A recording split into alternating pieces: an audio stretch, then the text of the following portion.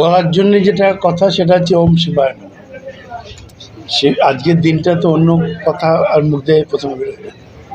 তবে এই মন্দিরের কথা যদি দু একটা কথা জানতে চান তাহলে সেটা বলতে পারি খুব ছোট করে, যে এই যে মন্দির দেখছেন এইরকম তার শেপ ছিল না ঠিকই, কিন্তু একটা মন্দির ছিল। এই মন্দির শতাধিক পুরানো। এখানে যে পরিবার ছিলেন তাদের পূর্বপুরুষের মানে 3 জেনারেশন আগে এই মন্দির স্থাপনা করার একটা উদ্যোগ নিয়েছিলেন, কিন্তু যে কোনো কারণেই হোক মন্দির প্রতিষ্ঠিত হতে পারেনি। কোনো দেবতাকে এখানে প্রতিষ্ঠা করা সম্ভব হয়নি। তা যখন ধনুষধারী ডেভেলপার্স এটাকে নিল, তো মহানীশ আমার পাশে বসে আছে, ও ধনুষধারী ডেভেলপার্সের মালিক, আমাদের দুজনের জামাই। তো ও যখন এটা নিল, ওর প্রথম যেটা মনে হয়েছে যে ডেভেলপ করার ব্যাপারটা তো আলাদা, কিন্তু দেবতার তো একটা স্থান আছে, তো দেবতার স্থানটাকে রক্ষা করতে হবে।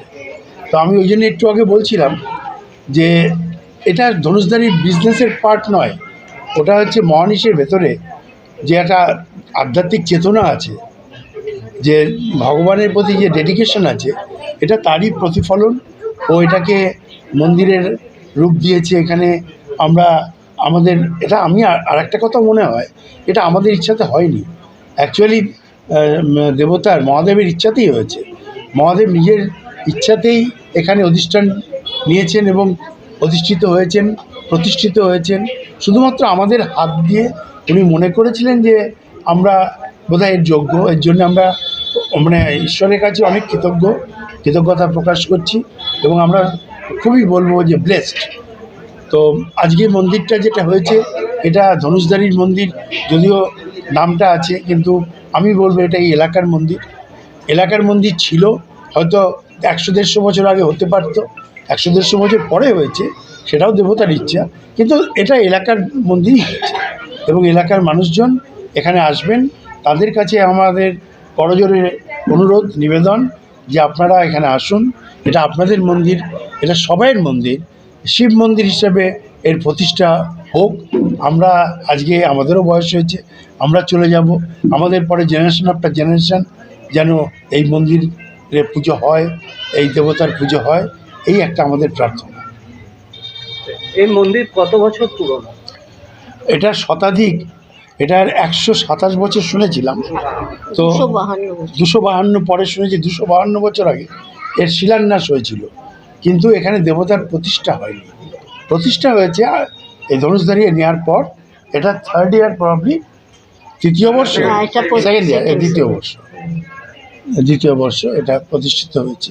সেখানে একটা প্রজেক্ট করছে ঠিকই, কিন্তু আমি যতটা জানি এবং যেটুকুন কথা আমি জানতে পেরেছি, তাতে যদি এখানকার লোকাল অ্যাডমিনিস্ট্রেশন, বিশেষ করে পৌরসভার সহানুভূতি, সাহায্য এবং বিএলআর অফিস বা অন্যান্য আধিকারিকদের সাহায্য না পাওয়া যেত, তাহলে কিন্তু এই প্রজেক্টের সফলতা অনেক বিলম্বিত হতো, এবং তার জন্য কিন্তু আমরা এদের কাছে অত্যন্ত কৃতজ্ঞ। দেখুন, হালিশহর মূলত প্রচুর মন্দির রয়েছে, এবং আমরা জানি 300 বছরের পুরনো শহর। মন্দির এবং রামপ্রসাদ ভিটা থেকে শুরু করে যে বড় যেগুলো রয়েছে, আমরা এখানে যেহেতু রামপ্রসাদ ভিটা রয়েছে, রামপ্রসাদ সেনের বিচরণ ভূমি, এই জায়গা দাঁড়িয়ে প্রচুর মন্দির রয়েছে, এবং এটা যেটা উনি বলছিলেন, পুরনো মন্দির রয়েছে, সংস্কার করে নতুন করে মূর্তি দিয়েছে, শিবলিঙ্গ প্রতিষ্ঠা করেছে। ধন্যবাদ জানাবো ওনাদের, যে প্রতিটা পাড়াতেই রয়েছে, নতুনভাবে এটাকে আবার পুরনো মন্দির ছিল, ভালো করে ডেকোরেশন করে তৈরি করেছেন। ধন্যবাদ। বার্তা ভগবানের পুজোর দিন আমরা দেওয়ার কি, ভগবান যা আশীর্বাদ সবার উপর বর্ষা, এবং সকল বীজপুরবাসী ভালো থাকুক, হালিশহরের মানুষ ভালো থাকুক।